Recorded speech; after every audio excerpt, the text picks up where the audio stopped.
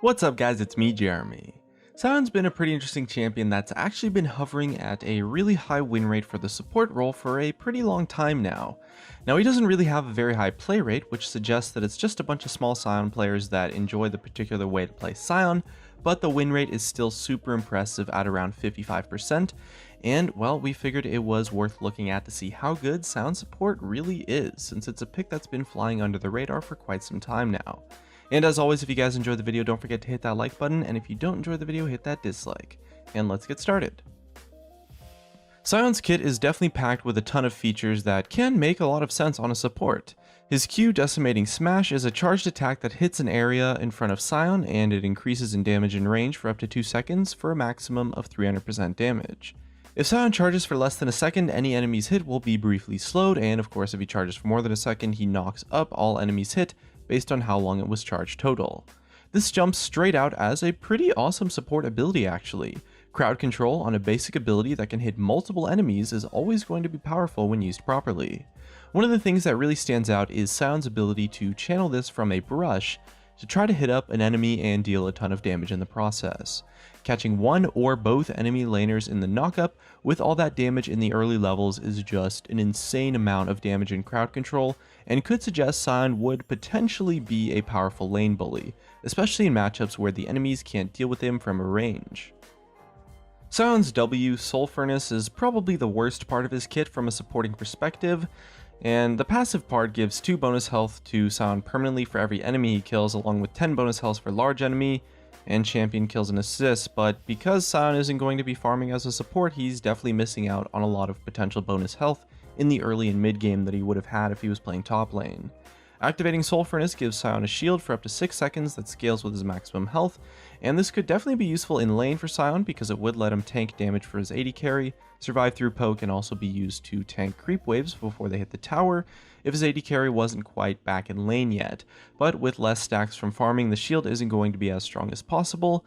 However, it is still somewhat useful for a Sion support. He can also activate the shield to detonate it after 3 seconds, of course dealing magic damage to nearby enemy units. That's again less useful for support Sion than it is for maybe a top lane or a jungle Sion, but if you need it to help wave clear or perhaps push out a wave, or maybe you just want to get a little bit more damage down in a fight, it can definitely help out and shouldn't be underestimated.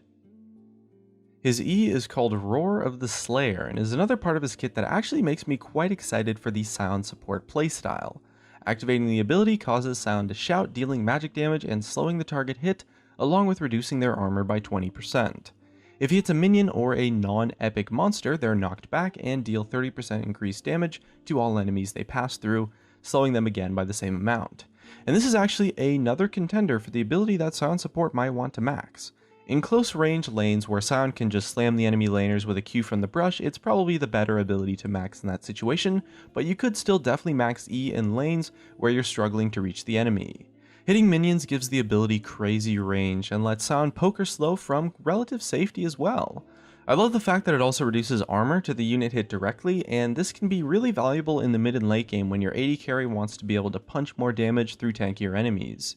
His E also combos well with his Q. You can slow a target with the E to make it easier to land a fully charged Q for that full knockup duration. And that's pretty crazy, especially on a support who can just build full tank. This combo along with Sion's shield can turn him into a potentially strong lane bully in some matchups that wants to dominate the lane and then snowball it into a win. Unstoppable Onslaught describes Sion pretty well, but it's also the name of his ultimate. This notorious charge ability lets Sion run into the target direction for 8 seconds, unable to attack or be crowd controlled until he collides with an object or until the ultimate is recasted. He can steer this ability slightly to try and run into enemies, but it's definitely kind of difficult to use as an initiation tool because it can be a little bit unreliable, especially against mobile champions. It does deal a ton of damage though, stuns and pulls in enemies that he collides with, and as well slows anyone that he damages afterwards. The damage and stun duration both build up over the first few seconds of the charge, so Sion is rewarded for managing to line up a long range ultimate onto the enemy team. It's really effective to use as the first engage in a fight when you can land it properly, but it does take a little bit of getting used to because it's kind of difficult to steer. However, the value of an ability like this in the kit of a support is just insane. Being able to quickly get across the map to help your team and make some roaming ganks is just awesome, and it kind of helps solidify the playstyle as a damage-based support with a ton of area effect crowd control, and it also gives them some really solid ganking power.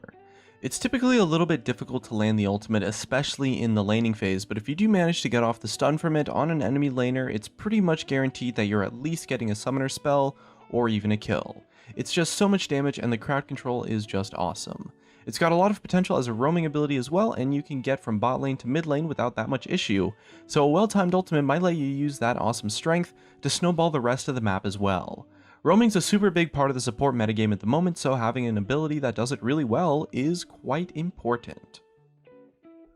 Sion's passive is Glory in Death, which could definitely see some potential as a support to make some plays in certain situations. Once he dies, he comes back to life, losing health over time until he dies again, and during that he can move and attack, dealing damage and healing with 100% lifesteal. It also turns all of his other abilities into Death Surge for the duration on a shared cooldown that gives Sion 50% bonus movement speed for 1.5 seconds, letting him chase down whoever might have killed him. And this would pretty much serve as a way to swing a fight that was potentially being lost in the bot lane, and it does kind of reward Sion for tanking damage and dying first in a laning phase fight, giving him that second chance to get damage down and put his respective AD carry ahead, and it can really be game changing in some laning phase fights honestly, so much more than it would in the top lane. You know, when you're in the top lane and your opponent kills you, the best you can do is just kill them and trade 1 for 1, but in a bot lane fight, if you die first, you can potentially still get a 2 for 1 and come out ahead, so the potential for this passive to impact the laning phase is so much more than it is in the top lane or really just anywhere else. It also pretty much prevents anyone from daring to tower dive Sion in the early game, because although you might kill him, he definitely still gets that chance for revenge, which means that even a low health Sion can effectively defend his AD carry or his turret, which is a pretty interesting way to make use of the passive. And that wraps up the kit overview, and as we can see, he definitely has some potential with the early game to impact the laning phase that could make him one of the more snowballier supports in the game, since he does have some level of initiation power. It seems like the best way to abuse this off-meta pick is to perhaps keep the side brushes unwarded and then use them to zone out the enemy hard. If they come near the bush, your insane damage and crowd control is going to punish them, and even if they stay away, then it makes it easy for your AD carry to freeze the lane and get some nice CS. One really cool part about his Q is that at the max range, it's about the same range as you need to actually walk up toward the bush. So if you're doing a good job of keeping the brush clear using pinks or a sweeper, you can channel your Q as the enemy support comes in toward it and then just go to town on them. There's always a valuable surprise factor with picks like Sion's support that shouldn't be ignored. When he's locked in, the enemy team's going to expect Sion in the top lane, or perhaps Sion in the jungle, and this could lead to bad top lane matchups for the enemy, and a favorable top lane matchup for your opponent, and even favorable bot lane matchups for Sion. When Sion's locked in, the enemy's pretty much always going to expect that it's Sion in the top lane until the very end of champion select, and this can lead to bad top lane matchups for your opponent, good top lane matchups for your top laner, and oftentimes even a favorable bot lane matchup for Sion. Another cool thing about Sion is that aside from his Soul Furnace shield, his mana costs are actually quite low. He can use his Q and his E quite often in lane without worrying about going out of mana, unlike some champions that are a little bit more mana heavy like Blitzcrank or Thresh, who can run dry pretty fast and end up being useless in the attrition game. That being said, he's a little bit clunky as a champion, and players that know how to bait and avoid his abilities can potentially cause problems. That matters a bit less than top lane Sion though, because when supporting you're still really valuable as a damage soak and warder, and that off-meta bonus just adds in so much more, and even getting the armor reduction on a key target for your AD carry to attack as well is an awesome bonus. Champions that can dominate the early game are often a little bit less useful as the game goes on, and to be honest, that kind of seems true with Sion's support in some situations. His big early stats matter less as the game timer ticks up, and one of the big weaknesses of the pick is that he's a little bit difficult to use in a teamfight, since he's very vulnerable to being kited unless you can land a really solid ultimate. As a support, you want to be locking down the enemy team or peeling for your backline, but Sion's Q is pretty difficult to use in a fast-paced teamfight, but if you can land a key ultimate, it can really be game changing and you can win team fights all by yourself and make some awesome plays. So it really does take some getting used to, but being an initiator on Sion can lead to a lot of team fight power and potentially allow you to carry those team fights quite well. Apart from initiating with your ultimate, you really want to get into the enemy team's face and make them burn damage on your shield and your tanky build, while you try and use your crowd control on the most effective targets as possible, and potentially use that armor penetration effect on the enemy tanks or the targets that your AD carry is focusing. If you do use his early power to win lane as well, using him for surprise kills from unwarded bushes seems like a great way to get use out of his kit too. You can definitely use his crowd control to create some picks as well, especially using him for surprise kills from unwarded bushes,